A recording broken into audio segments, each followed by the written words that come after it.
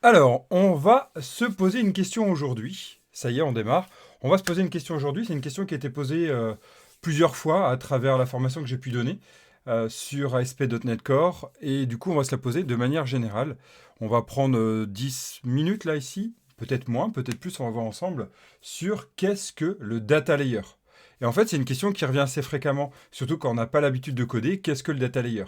Puis en fait, on va aller essayer d'extrapoler ensemble, on va aller extrapoler ensemble sur qu'est-ce que c'est en fait avoir des couches, hein, pas pour les enfants, des couches qui vont nous servir en fait à séparer les responsabilités. Allez, on voit ça tout de suite, c'est parti. Nouvelle quête, nouvel objectif. Donc ici, regardez, si on prend notre projet jeu dont on est le héros, ici, dans notre projet, ici, on a des dépendances avec des paquets de chiens qui ont... Pourquoi la pauvre est mise à jour? Bon, on verra ça plus tard. On est bien en .NET 6, donc c'est cool. Si je regarde les mises à jour, tiens, vite fait, avant de continuer sur mes packages, installer mise à jour, c'est bon, tout est installé. On est bien en .NET 6, c'est parfait. Ok, ici, qu'est-ce qu'il y a à se poser comme question? Eh bien, c'est que dans, dans mon projet, je vais avoir besoin d'accéder à la base de données. Et en fait, la question qu'on peut se poser, c'est comment je peux faire pour y accéder à cette base de données. Et donc, du coup, l'idée, c'est peut-être l'écrire directement dans notre code, c'est-à-dire ici, dans contrôleur. Donc là, dans mon aventure contrôleur, ici, si je descends, ici, voilà, j'ai ma couche d'accès à la base de données, qui est le contexte. Et puisque je peux y accéder directement depuis le contrôleur, ce contexte, pourquoi m'embêter à aller faire autrement? Je vais l'appeler directement ici. Donc là, si je veux récupérer ma liste, hein, je vais faire ici contexte aventure.add context.savechanges. Voilà, mon code est bon, mon contrôleur fonctionne, le code fonctionne, j'ai répondu à l'objectif, à la problématique ici, c'était de pouvoir créer une nouvelle aventure. Eh bien, ma foi, pourquoi s'embêter à aller plus loin, hein? Ok, ça c'est l'idée. Prenons une deuxième. Ici, là, cette fois-ci, on voit qu'on appelle un data layer. On va en discuter. Cette problématique-là, c'est celle-là. C'est ici, on a une deuxième approche et qu'on appelle une classe, ici qui s'appelle data layer, qui va permettre d'accéder à quelque chose. Et en plus, on ne parle même plus de base de données. Alors, je vais faire un schéma ici pour vous montrer. Je vais aller sur Exalidro, je ne sais pas si vous connaissez. Exalidro. Voilà, Exalidro, c'est un tableau blanc à l'extérieur. Voilà, c'est un peu. Avant, j'utilisais Paint, maintenant, on m'a convaincu d'utiliser Exalidro, hein. Et c'est vrai que depuis, je l'ai adopté. Alors, ça donne quoi? Regardez ici. Si on prend notre projet ici web, là, notre projet web, non, je vais mettre web un peu plus haut, voilà, notre projet web ici. Notre projet web, si on le prend, en orange, c'est peut-être pas la meilleure des couleurs, je vais mettre en noir, vous verrez sans doute mieux. Voilà. Si ici, je prends mon projet web ici, voilà, en noir, ici dedans, j'ai mon contrôleur. Donc là, je vais le mettre comme ça. Là, j'ai mon contrôleur. Ça, c'est mon contrôleur. Ici, contrôleur. Et là, ici, il y a l'accès à la base de données. Là, si je mets ma base de données, tiens, en violet. Ici, j'ai ma base de données. Base de données. Et à côté, vous savez, on utilise, donc on a vu ça ensemble, la partie Entity Framework, hein, donc notre contexte, notre DB contexte, donc Entity Framework, hein, est égal à fcore. Voilà, ça c'est ce qu'on utilise. Donc là, l'idée, c'est d'aller appeler directement ça. Ok, voilà, comme ça. Très bien. Ça, comme je disais, ça fonctionne très bien. Tiens, je vais décaler un peu pour que vous voyez mieux. Voilà, ça fonctionne très très bien. C'est cool. Ok. Mais comment on pourrait faire pour, demain, admettons, j'ai un deuxième projet. Admettons, j'ai un projet WinForm, un projet WPF, un projet Xamarin, un projet Web API. Vous avez vu, il y en a plein, hein. En .NET, on peut faire tout ça, hein. C'est ça qui est génial avec .NET. Comment faire? Donc là, je vais dessiner ici un deuxième projet. Je vais mettre, tiens, le projet Web API. Ah, d'ailleurs, je fais une formation là-dessus si ça vous intéresse. J'ai fait une formation là-dessus. Web API en .NET. Je vais faire quoi? Ici, j'ai aussi un contrôleur. Ici, j'ai aussi un contrôleur. Ici, il est là, mon contrôleur. Voilà, contrôleur. Puis du coup, il me faut un DB contexte, de nouveau. Il me faut un DB contexte. Et du coup, comment je fais? Du coup, je vais devoir écrire ici, de nouveau, là, il y avait du code, hein, ici. Hein. Là, il y avait du code. Code. Pour y accéder, code DB contexte. Je vais devoir réécrire ce code une nouvelle fois.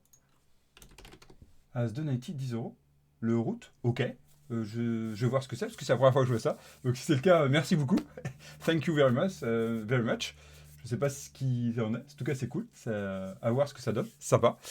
Ici, vraiment, quand je vais voir, ça me surprend. Euh, l'e-route. Ici, je vais mettre là. Il va falloir que je reparle à un DB contexte. Et du coup, que je accède à ma base de données. En gros, je suis en train de faire de la duplication de code. Et ça, je n'ai pas envie. Ça, j'ai pas envie de dupliquer mon code. J'ai pas envie, pourquoi? Parce que je cherche à écrire du code qui se réutilise. L'idée étant de ne pas chercher à répéter son code, à ne pas les réécrire. C'est quand même horrible de se dire, imaginez si on était en train de créer, je prends l'exemple de la roue, vous le connaissez sans doute, hein. Si à chaque fois que j'ai besoin d'une roue pour une voiture, je suis obligé d'imaginer comment elle a été conçue, c'est un peu dommage. Maintenant, on sait fabriquer des... Hello. Merci beaucoup, le route. Je me souviens plus des noms, hein, pardon, si j'ai oublié ton nom. Qui es-tu? Bienvenue si c'est la première fois et merci pour ta donation. C'est cool. Je suis en pleine explication du data layer. Et du coup, ici, on va chercher à créer un moyen, à trouver comment créer un moyen de ne pas répéter mon code et pourtant pouvoir l'utiliser dans mes deux projets. En gros, on va chercher à gagner du temps et se consacrer à d'autres choses et réutiliser ce qu'on a déjà fait. Eh bien, dis donc, merci beaucoup encore. Alors ici, regardez, on se met là, on va sur le DB contexte et qu'est-ce qu'on va faire en fait? Eh bien, en fait, au lieu de faire ça, on va casser ça. On va casser ça. Et on va dire, OK, vu que là, j'ai besoin de ce code, là, ce code ici, ce code, je vais le mettre à côté, je le déplace, hein, ce code. Ici, je ne l'utilise plus, ce code, je le déplace. Je le mets dans ce qu'on appelle une bibliothèque de classe. Ici, je vais le mettre d'une autre couleur, par exemple orange comme ça. Je le mets dans une bibliothèque de classe. Donc, on appelle ça bibliothèque, hein, bibliothèque. Ou aussi, vous pouvez le voir en class library, donc bibliothèque de classe. Cette bibliothèque de classe, ce code-là, je vais le mettre là, et c'est ce code-là, lui, qui va aller accéder, en fait, au DB contexte, qui va aller accéder à ma base de données. Et moi, du coup, vu que le code est ici, et je vais faire exprès, il y a quand même pas mal de code en vrai, vu que ce code est ici, je vais aller faire quoi? Plus besoin d'aller, en fait, le réécrire, vu qu'il a été écrit une seule fois dans ma bibliothèque de classe, je vais aller référencer ce code, et en fait cette bibliothèque de classe, je vais aller la référencer dans mon projet web, je vais aller la référencer dans ma web API, et maintenant, j'ai plus qu'à appeler ce code-là ici. Donc là, j'ai plus qu'à l'appeler. Je vais l'écrire là. J'ai plus qu'à l'appeler. Appeler. Ici, le code. Ou je vais écrire tout petit parce que sinon, il n'y a plus de place là. Le code. OK? De la bibliothèque. De la bibliothèque. Alors, le terme bibliothèque est vraiment voulu, en fait, ici. C'est juste que j'écris plus de texte. En vrai, il y a moins de code à écrire, hein. C'est vrai que c'est moins représentatif. Ici, c'est voulu. Une bibliothèque, c'est quoi? Dans une bibliothèque, on a quoi? On a des livres qu'on peut réutiliser à volonté. Eh bien, c'est cette idée-là, en fait. Ce livre-là, je veux pouvoir l'utiliser, le lire et le remettre. Bon, en côté code, ce qui est génial, c'est qu'en fait, dès qu'on l'importe, on le référence dans notre projet, eh bien, ça y est, on a gagné, en fait. On va pouvoir le réutiliser dans plein de projets. Et donc, cette bibliothèque de classe va générer, elle, hein, son but va générer quoi? Ici, des DLL. Des DLL, hein, Dynamic Library.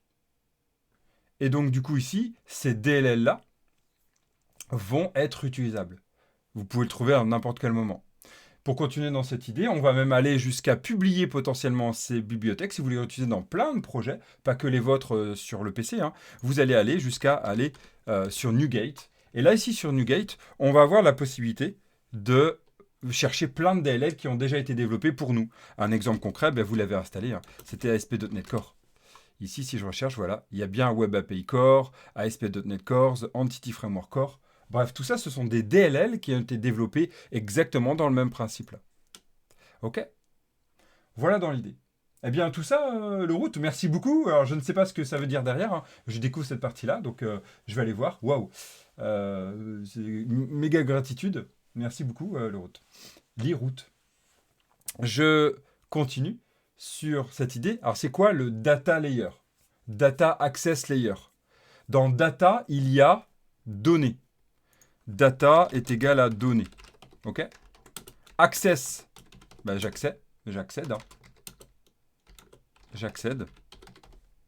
Et layer, c'est une couche en fait. Une couche métier. Une couche logicielle. Et en fait, on cherche à séparer les responsabilités. Le data layer a la responsabilité d'accéder à la base de données, d'utiliser ce qu'il faut, s'il faut, un DB contexte, et d'aller écrire le code pour aller requêter la base de données.